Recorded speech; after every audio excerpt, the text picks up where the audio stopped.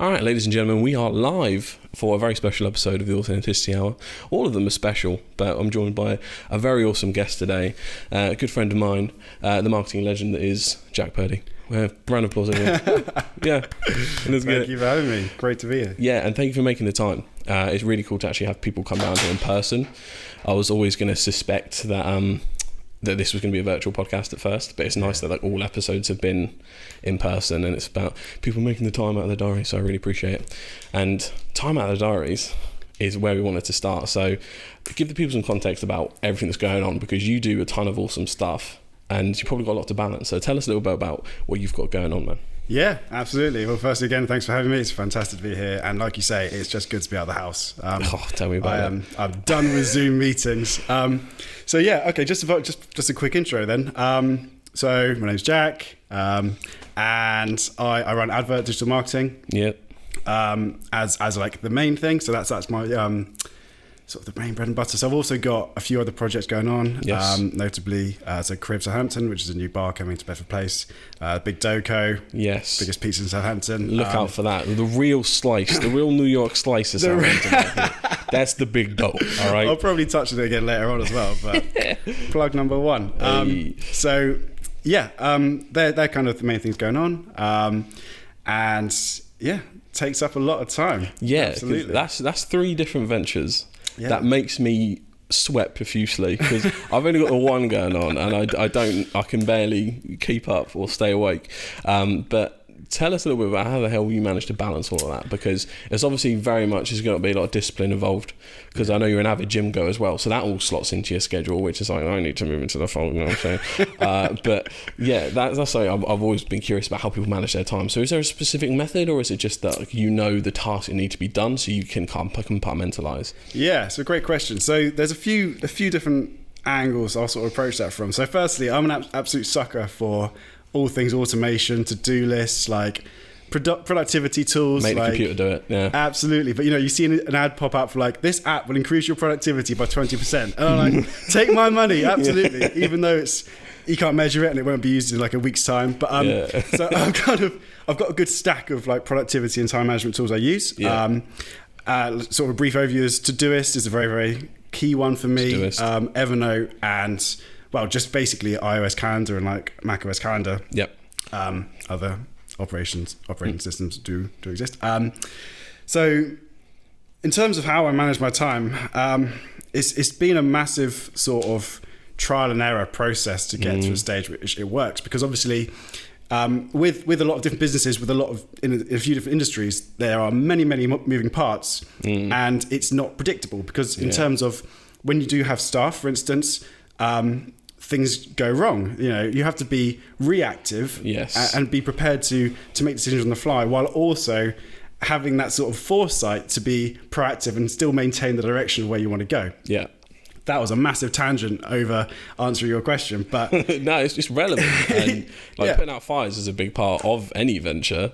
Yeah. And when you've got other ones to tend to as well, like, because they can eat into your time, which is why I'm always like, how the hell do people do it? 100%. But yeah, that leveraging those tools is really important. So, Evernote, if you want to sponsor the show, that'd be amazing. But yeah, I feel like I need to introduce a few more of those into my life, in all honesty, because I'll either use Asana or my calendar, and that's about it. Yeah. So maybe something that I can actually get religious with might actually help. But absolutely. It's a good shout. And a big thing about that is what we call the Authenticity Hour, is the fact that it is a trial and error. It's not like you wake up and you're like, I am a disciplined entrepreneurial machine. Like, it just doesn't work like that. That's a big part.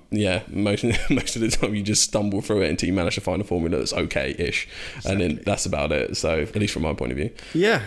No, I think it's definitely a lot of trial and error. I'm a big fan of it's not necessarily work-life balance, it's almost like work balance. So yeah, pretty much. It's kind of hard to explain, but I always if for instance I've got lots of tasks on my to-do list, I'll never force it. Because the worst thing, in my view, if you can do, is you get through a task and you get to task 4 or 5, and then you just start sort of despising it, you start hating it. Yeah. So I'm always and this comes back to like using co-working space, stuff like that, you know, I'll always sort of go with the flow of my workload, which comes back to time management, because if I can compartmentalize and say in the morning, say for instance, I'm going to be in the office from, 9 till 12, and then from 1 till 3, that's when I have my meetings booked in, or I'll go and, that's when I have calls booked in, or I'll go and like deal with some stuff, or I'll pop into town, you know. I will never sit down and say, well, I need to work from 7 till 4 or like 9 till 5 or something like that, because it's going to be different for everybody. But if I'm forcing myself to sit there and do the work, I'm going to end up hating it. The quality of my work is going to decrease. Yeah. And ultimately, you're then going to end up, well, you know, fighting burnout, which is a terrible, terrible thing. And ultimately, it's going to decrease quality work. So to manage your time, I think there is no cookie cutter like solution for everybody. It's just going to be a case of finding what works for you, your own schedule, your own workload, your own work style, most importantly, because you know there's so many different methods you can use. You've got the Pomodoro, you've got all sorts of different things like that. And there's always a guru who's going to teach you the best way he can teach you. The ultimate hack. Exactly. But there isn't a way. So I think you just got to find a way that works for you, and just and it's trial and error thing, and let people know that it does take time to find your rhythm, find your method. But I like the point you said about basically forcing yourself to work within a time period, because when last year when I left my 9 to 5, I was like, right, now there's no more structure ever again. I will never be restricted in a box. So my brain has now messed myself up, because I'm like, right, well, no, I'm not doing that. So now my hours are all over the place, and other things outside of work are dropped off, like working out and stuff like that. So it is a big mindset shift as well, definitely depending on who you are, because if you're very like anti-establishment, man, like it's a bit like you got to rein yourself back in and actually put discipline back into your life, even though you feel like, oh, now I can do what I want. It's like, but you give yourself a framework, because otherwise you do push the boundaries of burnout, which is a lovely segue into the next point. Walking that tightrope can be awful sometimes, and literally I left this place like 11:30 last night, so like I'm already pushing it last night and getting through this week, but what's your experiences been with burnout, and have you experienced it in a big or small way just yet? Because I know I've had a couple of spats where I'm like, bloody hell, I need some time, and luckily it was a weekend recovery that managed to do it, but sometimes you need a longer period. So tell me about your experiences with that. So in my experience, you never see it coming. No. It always blindsides you. Exactly. You know, you'll notice, it's like, for instance, coming back to the fitness diet analogy, you know, if you have 1 week of bad eating, of not going to the gym, whatever, it's like, oh, it's fine, whatever. 2 weeks, okay, I feel a bit weird now. You know, 3 weeks, you know, and then by that point, you've broken the habit and you're just on a downward descent. The same sort of thing with burnout, in my view. So you can have a couple of really, like, hard, long, grueling days, and you're like, okay, well that's just the way it is, okay, I can get through that, and then they follow again, and before you know it, it's 3-4 weeks down the line, you haven't slept properly, you haven't ate properly, you haven't spoken to anyone outside your professional circle, and you're just like, oh, this is shit, I can't carry on with this. And that's like, in my view, that's when at least the early onset of burnout will begin. Obviously it will change from different people to people, but the signs will always be there. And in my experience, they are like, you don't want to go anything, you're always tired, your creativity decreases, your out of the box thinking decreases, which ultimately is they are all elements you need to do your job. So it's going to become counterproductive. So in my view, I think, in my experience, burnout is always a very real thing. And I see it in a lot of people around me as well, where let's treat burnout as the psycho girlfriend who your friend has, but you can't tell him that she's psycho, right? So you can see that your friend is just spinning himself up. He's like always tending to the needs and being reactive, and just like, you can see he's like, mate, this is killing you. Like, you got to do it, but like, you can't really tell them that you need to stop, because they've got a job to do. They're in the mindset of like whatever. So I think when you're in the thick of it, it's very hard to notice that you're facing burnout, but it's also very important that you recognize the signs. Because if not, then your quality of work is going to decrease, your quality of life is going to decrease, and until you sort of make the conscious decision, and it is ultimately going to come down to a conscious decision. You have to be aware of the problem, which can be most of the battle, or at least half of it. Exactly. Just going, this is happening, and people will exhibit different symptoms. Like I've identified one of my really weird ones. If I'm starting to feel burnout, right, or if I'm just working too many late nights, I'll have bedtime procrastination. Okay. So I'll know I have to go to bed, otherwise I'm going to hate myself in the morning. Yeah. I literally did this to myself last night. I got home at 11:30. I was like, all right, I'm taking my evening back because it's been robbed from me. I'm like, okay, I'm doing it. I go to bed at 4 a.m. last night. I'm like, what am I playing at? Why do I do this to myself? And that's when I know I'm like, okay, I'm pushing it because I'm trying to reclaim the time I should have had. Yeah. And my inner child has a bit of a temper tantrum and goes, no, I want it back. So yeah, that you'll see it in different ways. That's just my weird, quirky one of actually do it. But that's kind of everything about agency life, really. You just have to be so adaptive to everything. But yeah, I suppose that comes on to another nice point, unless you've got any more on. I was just going to ask, like, do you have you had any negative experiences of burnout? Have you seen it happen in the workplace amongst your staff? Or so far in my in the lifespan of Shogun, it hasn't happened to me yet. I think because I'm just happy to be here at some point, and I'm not sure if there's like a honeymoon period at some point. I'm sure it'll wear off eventually, but yeah, that's just a case I'm just like buzzing that we get to have a conversation like this and we're actually in a room like this. So that keeps me away from it, even if the hours are long. Yeah. But when I was in marketing agencies throughout, I used to get burnt out every like month. If you look at my LinkedIn, it's just like 6 months here, next one, 6 months here, next one, because I'm always going, right, the grass will be greener on the other side and I won't experience this feeling again. Yeah. And it just kept happening as a repetitive cycle until I was like, I'm gonna have to make my own thing, aren't I? And I went, yeah. And now it's been better. But yeah, that's only been my experience with it. And because it's easier to demonize whoever your employer is, I feel like when you're in that sense, you're like, it's all their fault. It's only because of this company. And like, it never actually got that bad for any of them. It was just the fact that I feel like I should have been doing something else and just mentally punishing myself up here.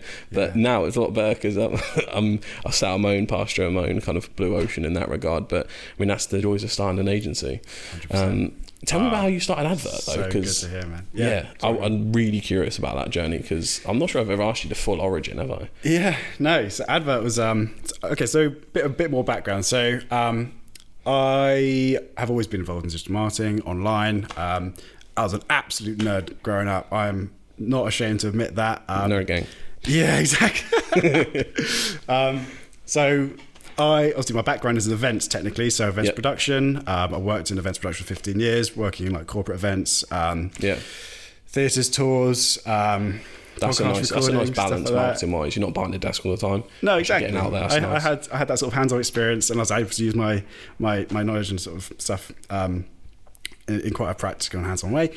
But I always had this online stuff on the side, so I always had like Shopify shops, like affiliate stuff, some crazy website idea that I thought would work but ultimately didn't, and all this sort of stuff going on the side. Side hustles, people. Exactly, it's got to happen. 100%. And Advrt happened to be one of those. I have a few friends with businesses in hospitality or otherwise, and I'd been doing lots of sort of digital marketing on the side for my own projects, and I thought, okay, so I've got this skill set which ultimately is driving traffic to a product. My products are shit and they're not doing anything. So how about I turn this on its head and I get my traffic sources and traffic generating models and apply that to other people's products who are clearly better at doing the product than I am. So let's just bring this together. So that's basically how the idea of Advrt was born. It's a case of, well, I've got this skill but not this one. Let's pair this skill with other people's skills and then sell that service in some sort of synergistic exchange of... What a buzzword. Yeah, exactly. I had to get that in today. I woke up this morning what's today's buzzword? Synergistic. There we go. Done. So tick that one off. But and obviously, so that it was going for about maybe 2 or 3 years. Just really, really side hustle. Absolutely, literally everything else would take priority except Advrt until it's like a Sunday morning. I was like, oh shit, yeah, Advrt, yeah. Okay, let's do some stuff on that. And then COVID came around, and as we all know, it changed everything dramatically. The events industry undoubtedly was one of the hardest hit. one-off. I'm not saying that it's, you know, the hardest hit, but it definitely has been the first to close and last to open again. And the industry's been has suffered as a result of it, because obviously, you know, you can't have events, you can't have people meeting.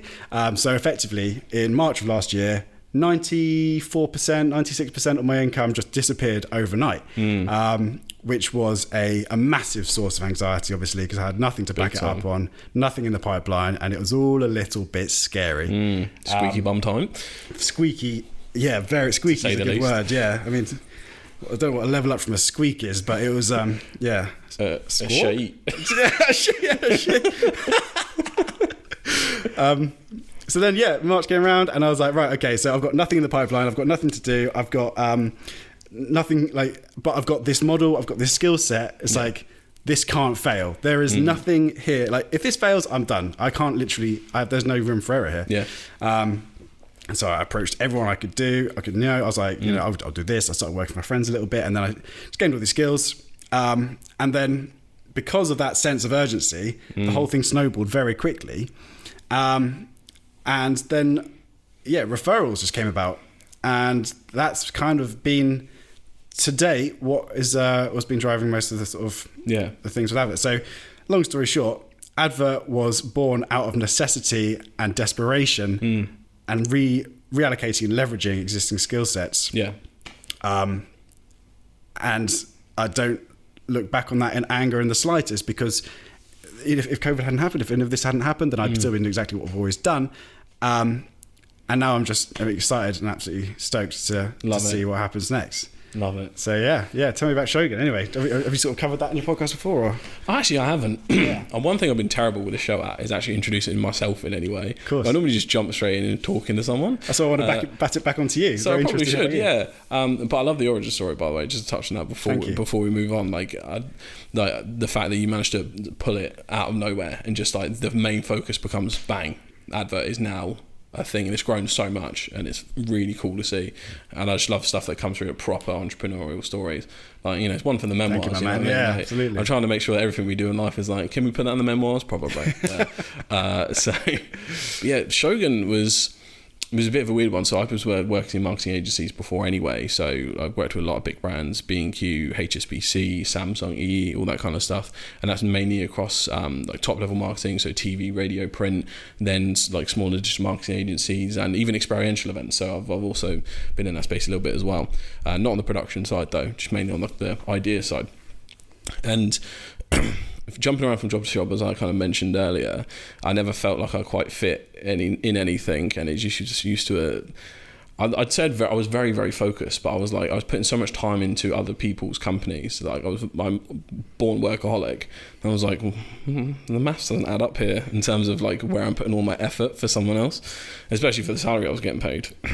So I was like, okay, lockdown 1 hit last year, and I was like, well, boss isn't over the shoulder, let's get on the old Fiverr and see what happens. And actually I managed to, within like a month or two, get enough clients to actually leave my job, and I got them on retainer, which was amazing. And then that's essentially how it started, and then using as many channels as possible. So like I had no contact book, which was annoying because I had only worked really on big businesses, so I didn't actually have like a foot in the door, because I never got to that level of seniority because I was too impatient. So I was there like, okay, what do we do now? So Fiverr was a big driver for us in the beginning.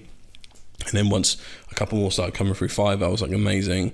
We really started to get brilliant at organic social and actually growing people that didn't actually want to spend on ads, because I think there's a lot you can push on organic, and that's where the day-to-day fight happens for all brands, where you build real community.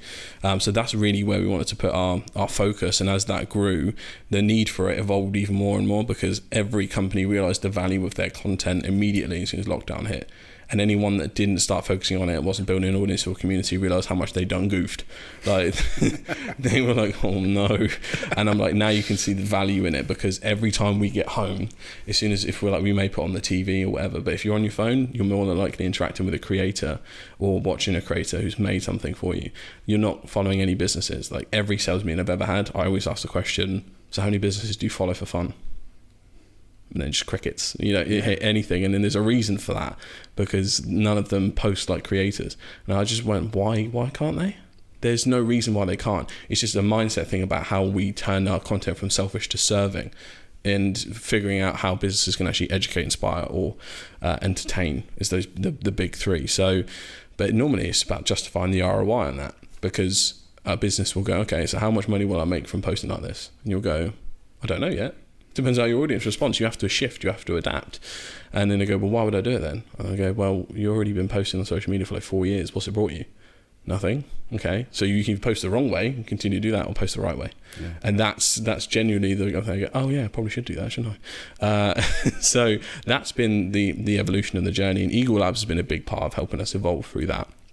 So thank you again, Eagle Labs, for the venue. Bing. So that's been really cool. But that's essentially our origin, growing from on Fiverr in my bedroom to now a team of 4, soon to be 5 here in Eagle Labs, which is really, really cool. So I think that's the first time I've explained that on camera. Which is, do you know, that's such an inspiring story to hear as well. I love the fact you say, what businesses do you follow for fun?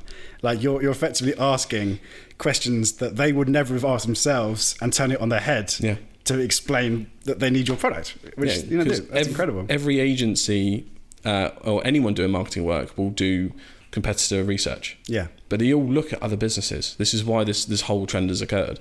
They're all either copying each other or feeling like they can't move out of the box too much. Yeah. And every time you think about it, the brands that really stand out do not feel like brands, or do not feel like classic businesses. Yeah. So the ones that really do step out of the box. And that we started on more of a disrupt angle. And we go, we help you disrupt with content. And then I just grew to hate the buzzword, and then moved more into authenticity, which actually helps you disrupt eventually. Yeah. But it's about actually putting a real connection out there, because people can sniff you from a mile away if you're like, you're faking it. Like people that are virtue signaling or pretend that I'm hip with the kids, bro. Like they know, they can sense it. And it's just about helping businesses realize that you just take a minute, think like a person, and inject as much humanity into this as possible every single day. Because that's where the real fight happens, in my opinion. Whenever we do brand strategy, we work from organic social outwards, and it helps inform other areas. So if you've got 5 different pieces of content you post in 5 days a week, you can do a monthly roundup of like 2 of those in email e-shots. So that helps a ton of stuff. There's a monthly newsletter that can come out of that as well. There's every different piece of content you post in here, those are all for your blog strategy. So for a startup, starting from organic social outward is extremely valuable, because you're in the trenches every day interacting with an audience, and then every single other area can be informed based off of the one strategy. So it's a massive money saver for startups who really need to get off the ground as well. So it's just helped out a lot to really think of things from this space, and think of every single YouTuber started in their bedroom. They improved over time, and their audience told them what they liked, and they made a connection. Businesses can do the same.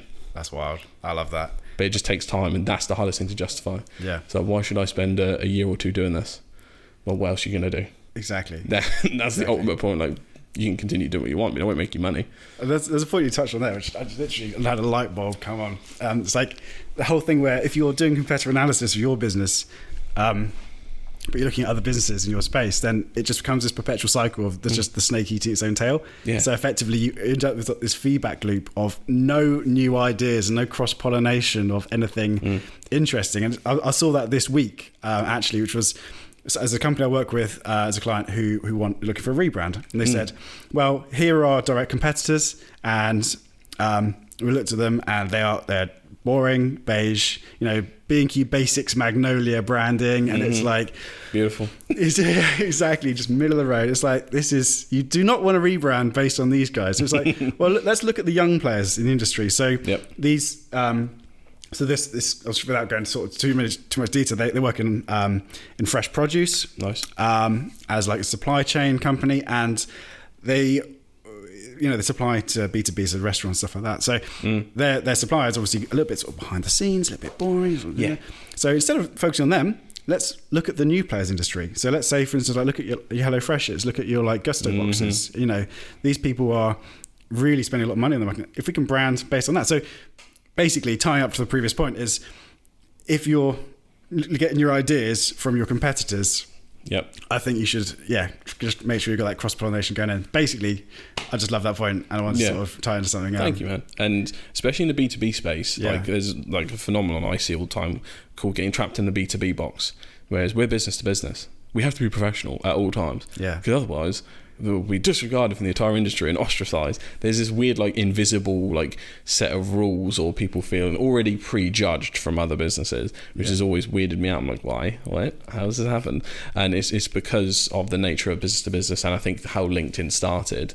But every business, like, have you ever been scrolling through LinkedIn and realized most of the stuff that actually goes viral on there is stuff that feels like it should be on Facebook or Instagram?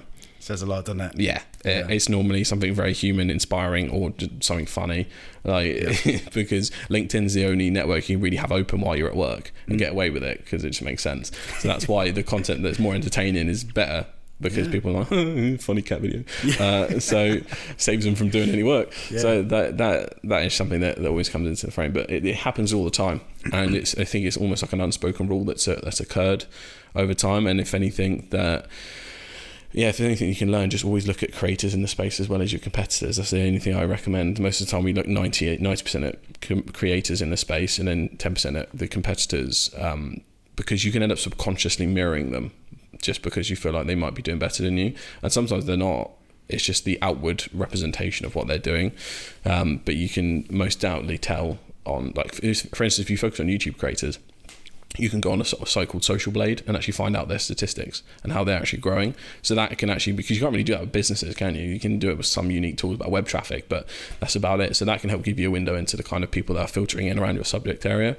But yeah, that all comes with time. And then because we have such a focus on organic social, that's basically our entire world. But you have to build a good agency to be able to do that, I think, and people that are focused in that same way. And I think that comes a lot down to the processes you have in-house. Do you have any specific processes that you have built with Advrt over time that you like to implement, whether it's like a top level strategy or a specific piece of software that you leverage to help allocate tasks and things? I try and treat each thing on sort of a case-by-case basis. So there's nothing particularly sort of one size fits all. Obviously, as you know, there never should be. But like, I always try and split the campaigns based on a framework that I have, which I refer to as a modern customer journey. Which is effectively just a take on a normal customer journey, but sort of reflects more of like a hospitality basis. So obviously the whole thing is revolving around the buyer cycle and the awareness cycle as well. I don't know if this is, I don't know if I should sort of go deep dive into this one, but it's quite a long one. Keep top level for now. Yeah, exactly. Yeah. So basically it comes down to just splitting up my marketing strategies between, top of funnel, get them aware, middle of funnel, make them build the trust. And then obviously you've got a stage which I sort of learned about called the Z-Mart. Have you come across that? Z-Mart. So the zero moment of truth, which is a phrase coined by Google, which is, it's a stage between middle funnel, bottom funnel, effectively, but it basically categorizes the moment they decide to buy. So not when they've actually mental conversion. Exactly, the mental conversion. So, and then obviously after that is brand advocacy. So turning everything around into just making sure that your customers become advocates and brand evangelists for you. So basically, that's what it comes down to. Yeah, exactly. And that is the trickiest part, creating brand advocacy. I mean, like, I think a lot of people make the comparisons of when everything was basically still brick and mortar stores, and you'd go to your local butcher and you go to your local thing. When everything was separate like that, brand loyalty was a given, because you'd always go to Larry the butcher down the road. That as soon as supermarkets came into the world, that very much shifted, and you'll go to Asda one day, you go to Lidl another, and like the local ones, unless you are still loyal to a local butcher, because there aren't many, that falls by the wayside. Whereas the way to actually do it can still be done online through the everyday community interaction. So if that is something that's a key pillar to your business, it has to be something that's at the forefront of your focus. But it always, for some reason, gets left to the wayside because organic social can be such a minefield. That brand advocacy is built through your campaigns via the creative, because people vibe with the creative. They're like, I like these guys. So take the advantage of like HelloFresh and Gusto. They're really good ad campaigns. They're feel very welcoming and modern. And that is something that can make people, especially when the quality of the product's good, then that sparks off the first stage of brand advocacy. Like we've developed like a new trust funnel in the way that works for organic social, where it's authenticity at the top, authority, and then trust. So you have to be welcoming first for people to even want to interact with you. Your authority comes in either the quality of your product or your knowledge, whatever it is, and then the trust comes after that. You have to be a person first and then show what you know second, because it will come through. People are smart enough to figure out what you do anyway, hopefully, if the message is clear. So that's how we tend to look at things, and that's just one of the processes we do, because it can be hard to figure out how are we actually filtering people through when you're spending no money, because it's easy when you have the analytics to back up. When you put out, let's say, a post on Instagram, there's no analytics that will show how they click through, because on Instagram you have to put a link in bio, right? So it can be a tricky thing to track, but it's one of the things that just make 100% sense. And one of the I was doing some research recently about the world, basically TikTok and Instagram, and the dynamics between those two, because obviously Instagram is making a massive shift to compete with TikTok. So they are mostly prioritizing vertical video now, and they will be throughout the next probably few years, because TikTok is going from strength to strength. And TikTok has, I think, still the highest rate of e-commerce purchases for the last 6 months. That's mad. It's wild, and people still think that it's like other platforms, but no, TikTok is influencing the market massively, and it's because TikTok is built off a foundation of authenticity, and there's still a lot less people on it than Instagram, and still a lot less content on it, and the supply and demand factor for these two platforms is skewed. So the people want more TikTok content because it's mostly trickling through other platforms where all the trends and memes are. So the demand for TikTok content is high, but the supply is actually lower. So this is why it has crazy reach. This is why people are vibing with it. But on Instagram, there's too much supply and not enough demand, because like you'll just get swept up in the algorithm, and now it has to choose what to show you because there's too much of everything. One of my favorite exercises to do is make a fresh account and just look at the Discover page. Look how weird it is. It's like animal videos and like maybe like nature shots and then some cars and basically just the rest of it's memes, and it's like, how the hell is a business supposed to be discovered in here? Unless an account has been like dedicated to finding businesses like them. So but the discovery factor on TikTok is far better, because it works like the YouTube recommended section, where it will just put people with who match, right? And you'll fall into your tribe far easier than you do on Instagram. Instagram, you have to go out and find them and use hashtags and engage and really put yourself in that on purpose, whereas you'll fall into it by accident on TikTok. So it's like Instagram has so much work to do, and they're going to be chucking a massive amount of money behind Reels with the bonuses scheme that's coming up through the summer, and then other seasonal points. But I love the change that it's had, because that has made a complete shift into authenticity, because of everyone just doing it in their bedroom. Because it's been the most downloaded app for like the past year solid, like barely lost. I think Zoom might be at 1 month and then that's it.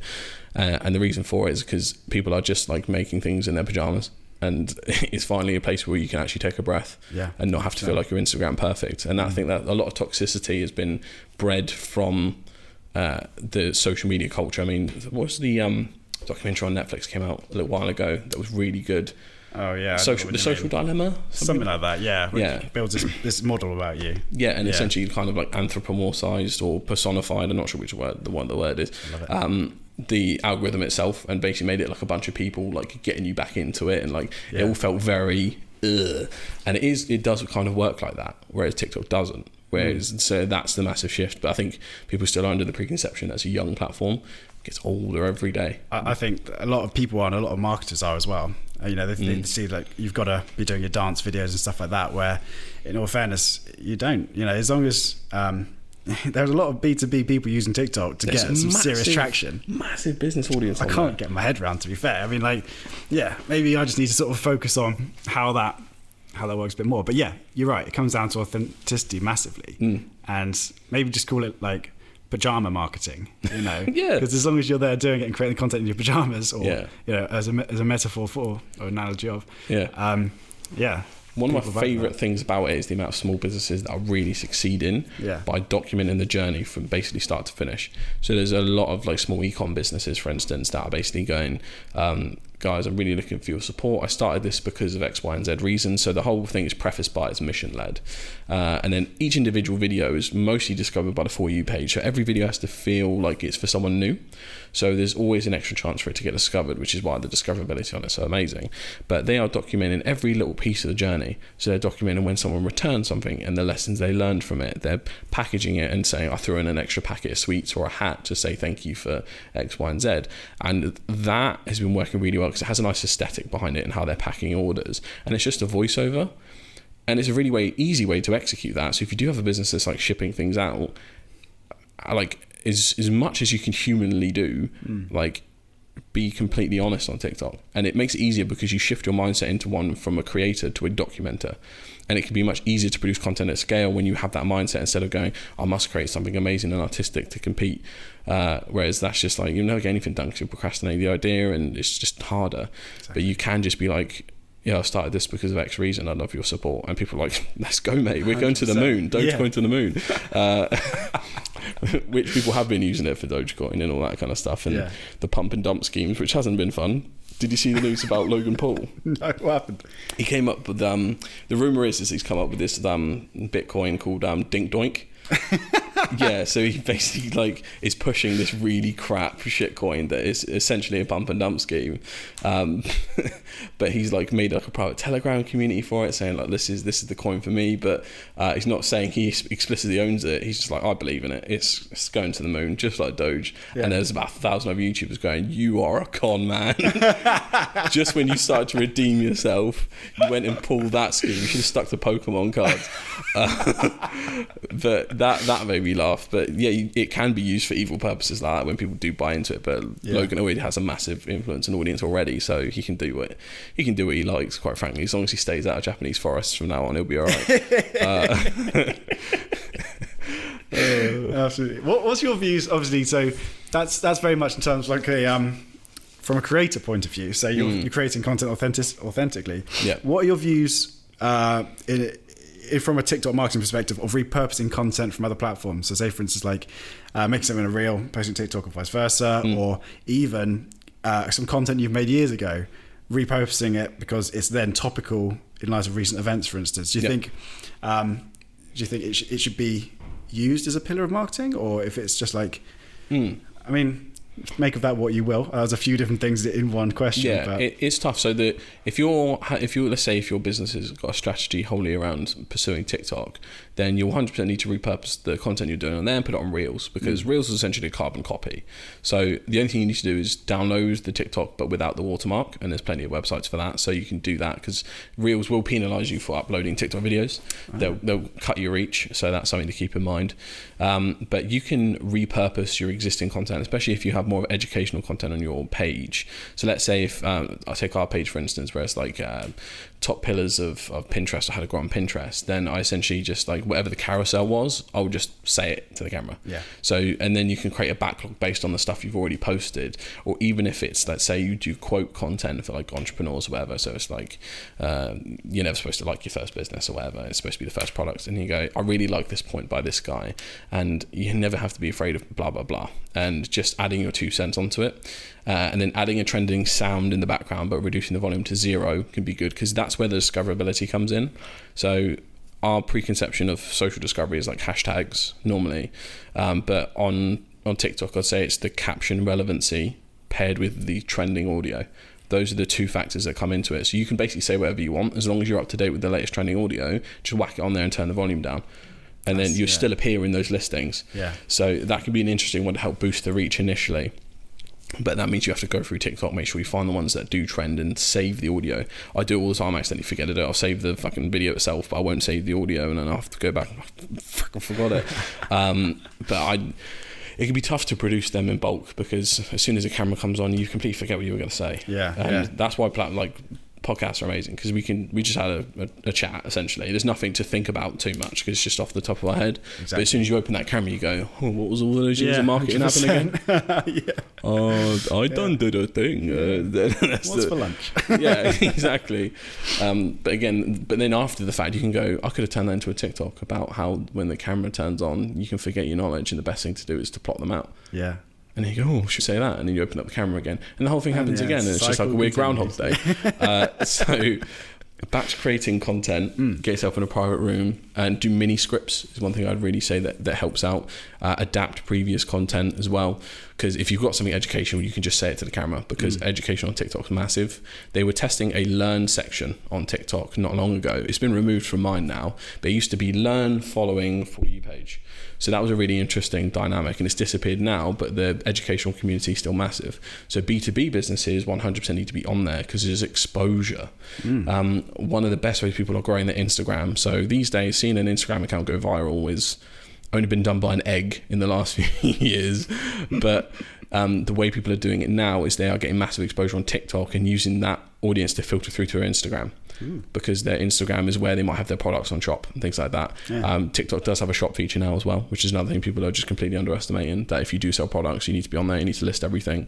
But yeah, that's a very important factor there. So literally just as much as you can, both previous, off the top of your head, learnings, and breaking down the barriers from business to human, I think is the only way I can phrase it. I mean, has there been any specific changes you've seen in your niche in regards to how people are responding to your content?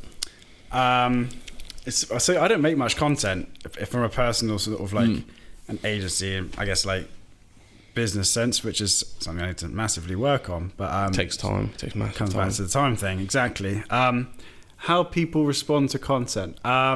Or even just to ad sets in general since the shift, because I've always wondered, do people now, especially with the changes to iOS 14 for Facebook, Google says by, I think it's 2023, cookies are being removed, so they gave like a 2-3 year barrier compared to how Facebook have done it, how Apple have done it, sorry, but Google have to follow the same trend coming with big data being pulled back. Has there been any different response that you've seen, or is it still basically just the analytics being mucked up on Ad Manager? Because I know it's the whole thing's been a bit of a clusterfuck, to be fair. And I've seen a lot of businesses have lost faith in it from a few different angles. So obviously you've got the big whales sort of the industry who just put in their ad spend, which is helping people at a different level because it means the cost per click's decreasing because there's less competition. But it also, from, I guess, the level of clients I work with, they say, like, well, I've heard about this iOS 14 thing. I've heard about this. Like, are Facebook ads actually worth doing now? And I think from the changes that we're seeing, it's definitely affected the sentiment behind marketing and Facebook marketing like that. Because when a big old button appears that goes, do you actually want to see this again or not? Yeah. You go, no. Yeah. Like, even marketers would probably press no. Absolutely. Yeah. Because there's still people at the end of the day. Exactly. Do you want to be tracked? But then being a marketer, you might do this as well. I play the ad game. So if there's something that I actually probably might want to buy, I'll press it and I'll come off of it and wait for the remarketing offer. Yes. And then I'll just wait for that to come through to see if I get a better deal on it. And I'm not sure if that's because I'm just familiar with the territory or if other people do that as well. But I'm like, would I rather have personalised ads? Because otherwise I'm just going to be getting out to really dumb stuff I don't want. Yeah. Because they're not going away. So should I keep it? Should I not? I mean, what are your thoughts on it? I think, 100% agree with that. And obviously, the ads game, I love that because you never go home and stop being a marketer, do you? It's always like, because you go home and become a customer of your own industry effectively, don't you? Yep. It's a cruel beast. It is.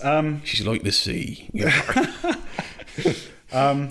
So what was the last bit of the question again? I completely distracted myself with that. I became a pirate for some reason. Yeah. Even I've forgotten. I think it was, should you actually opt out of iOS 14 and essentially be like, do I actually want to see personalised ads or do I not, from a personal point of view?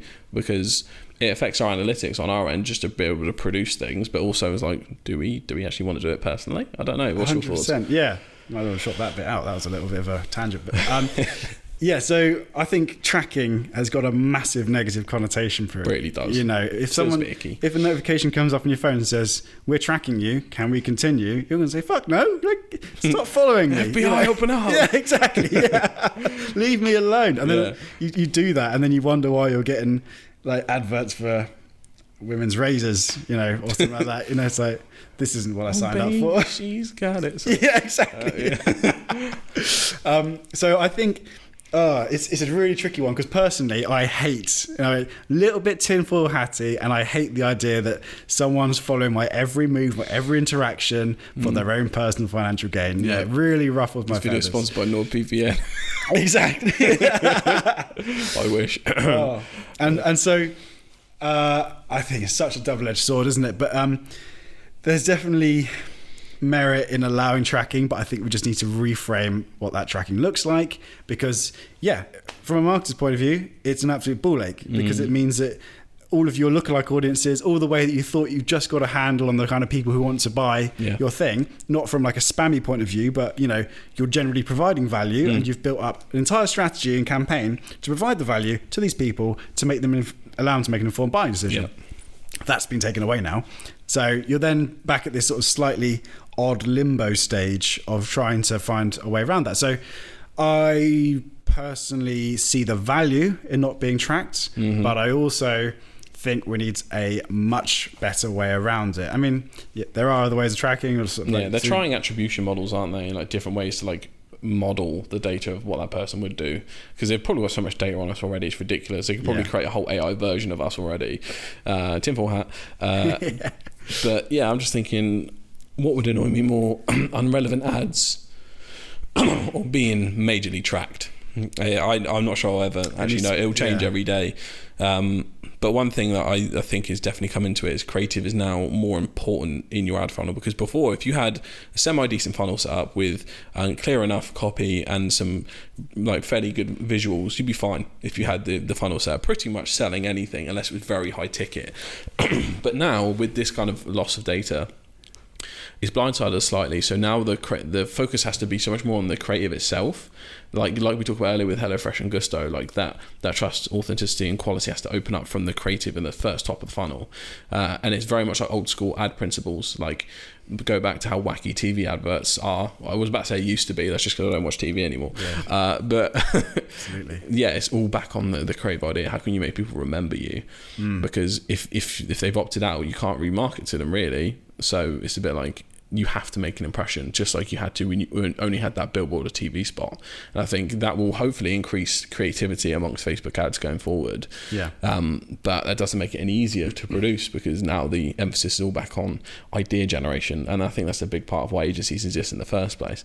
Because business owners can't divert all their time to ideas, and some are very financially focused, some are very business minded, others are creatively focused, so they've got their input. But yeah, I think creative will definitely be at the forefront. What do you reckon? Absolutely. Well, yeah, it always will be. The creative will be the forefront, and also the messaging behind it, and the positioning of that, and when they see that, I think.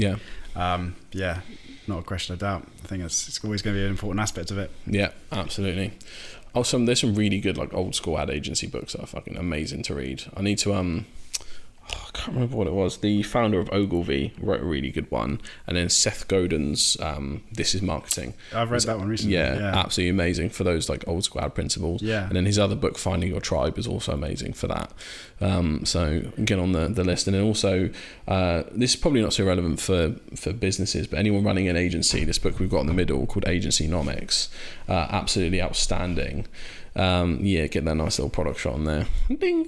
I've literally just joined their ad community, so I need to actually drop them a message. So hi, if you're seeing this.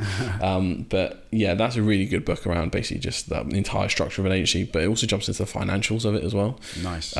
Which can be really helpful, especially if you're flying blind. Like me and you are both running solo with our agencies, and like without like a co-founder to bounce off of, it can be like, am I doing this correctly? I think it is. So that is a really, really useful resource. So if anyone is thinking of starting an agency out there, Agencynomics is the one. This looks wild. I'm going to go get it. I think I've got to get it as a... I mean, do you... I mean, this is sort of more of like a personal... Like, not personal question. No. Do you prefer real books or audio books? I have to do real books. Yeah? I like audiobooks, but I prefer audiobooks for like creativity wise. Yeah. So if I'm listening to like a fantasy book, I'll listen to it, because I've tried reading fantasy books and I fall asleep. So I can only, for some reason, my brain works and I can only read when I feel like the reading is making me progress. Yeah. So I feel like I'm doing some crazy entrepreneurial thing. That's awesome. The amount of value in books is crazy to me, especially when you're flying solo and you have no mystical mentor on a mountain to help you through it, who's built the same business as you and can just basically teach you the step by steps. But I have to get those because they make me feel like it's the feel of it, the experience. I'm very much like, when I work, I have to be in a place to give me the mindset. If I'm reading, I have to have a book to make me feel booky. It's very like 9-year-old logic, but I'm like, I have to compartmentalize. Booky wookie, Booky wookie. Love it. It's book fair. Another book actually I can highly recommend is Building a Story Brand. Ooh. If you ever come across that. Do you know who wrote it? Sorry, I think I want to say Donald Miller. That rings a bell, that name. Could also not be, but I think it is. So have a little. It would be an easy search on Amazon or other bookshops. But yeah, that's very interesting. That's always about how just using narratives and stories to create effectively. A story behind it. Come back to your previous point. I think you said right at the start was position who you are and then what you're selling. And, build the trust and then sell, etc. Yeah. And the trust is built through those little micro stories you tell in each and every post and each and every ad. And because they're singular, telling a story in that tiny little thing may seem insignificant, but they add up. It's like a compound interest thing. Exactly. It's huge. It's absolutely huge. I love these analogies. Yeah, it's bang on. Just like off the top of the interest. dome. It's like we work in marketing or something. Right? It's crazy. It's absolutely spot on. Yeah, 100%. Awesome. 100%. Well, I have no idea how long we've been chatting for, as I say in the end of episode, but I think it's been amazing. It's been great to have you down, man. It's been much appreciated. Absolutely, my pleasure. Is there anything you want to tell the people, anything you've got going on right now? I know there's an exciting launch coming up for you, possibly. Yeah. Well, got Crib coming up, which is a new bar launching in Southampton, a better place for those people who's in Southampton. So launch event is on 23rd of July, next Friday, which is getting really real. Had a little wobble at the weekend. I was like, shit, we're launching a venue next week. But obviously, congratulations. Thank you very much. Yeah, so it is literally like having a baby. It takes all your time, all your money, and people say congratulations to you. So that's very interesting. And sometimes you want to chuck out the window. What? Exactly. Yeah. Just make sure it goes to bed nicely. It doesn't shit itself. So that's good. And yeah, I don't really have much to sell other than that. I love sort of creating cool things, and I don't particularly do it for. I don't do it for the money. There's I was going to say that, but I also do it for the money, and that's. Well, yeah, we will have to make it. If anyone said they weren't, they'd probably be lying. But it's the satisfaction. It's about building something cool. Yeah. So. Do I have anything to say other than waffling? No, come to my launch party on the 23rd. But also... Anyone in Southampton, look it up. Yeah, for sure. But also, I love talking about this stuff. I absolutely vibe off it.